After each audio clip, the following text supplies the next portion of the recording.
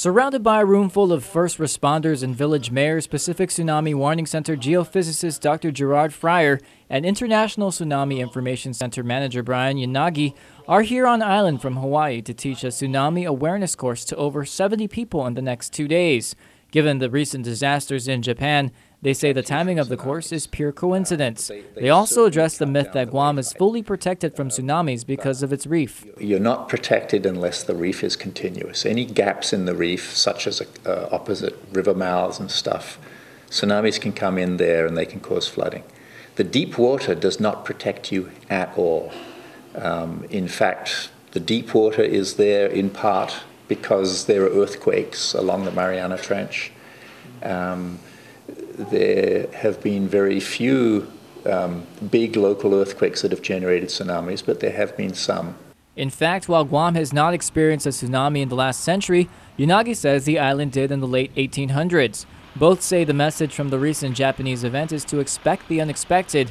Fryer and Yanagi also comment on reacting to the 9.0 earthquake and how it applies to Guam. No seismologist in the world was anything less than stunned by the fact that magnitude 9.1 occurred in Japan. Earthquakes that big are not meant to happen there. They're not meant to happen here either. So the take-home message is, if you feel a very strong earthquake on the coastline, that you need to move inland to high ground immediately and do not wait to be told what to do.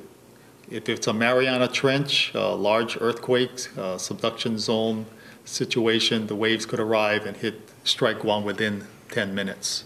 There is no time for you to wait for a siren or to wait to be told what to do. If you feel shaking that is so severe that you think you're going to fall down, or if it lasts for 20 seconds, something like that, I'm talking a very, very severe earthquake, then as soon as it's safe to do so, move inland.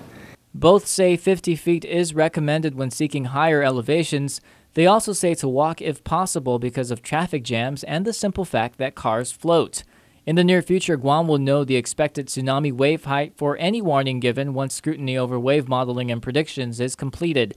In addition, Yanagi addresses the misunderstanding that tsunami waves are wind waves. There's a misunderstanding that these are not wind waves. Wind waves are not tsunami waves. They're like apples and oranges. Okay, when you talk about a 3-foot wind wave, you think, oh, that's nothing, But a 3-foot tsunami wave means the entire water column from the surface of the ocean to the ocean floor has been disturbed. It has energy in it, and then it's propagating across the entire Pacific and potentially can overflow on land.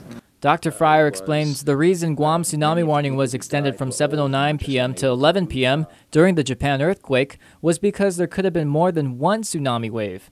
And while Japan's situation was unfortunate, both experts say Guam should learn and prepare from this experience. This was a very, very significant earthquake, and the earthquake itself interfered with their ability to evacuate.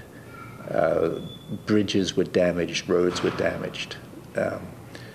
So that was a very unusual situation. We know that the images from Japan are very disturbing and it's very scary, but we want to channel that fear into something positive, and that is for the communities to become more prepared and resilient to natural hazards and to learn what all the types of natural hazards that can potentially impact them and to know how to protect themselves.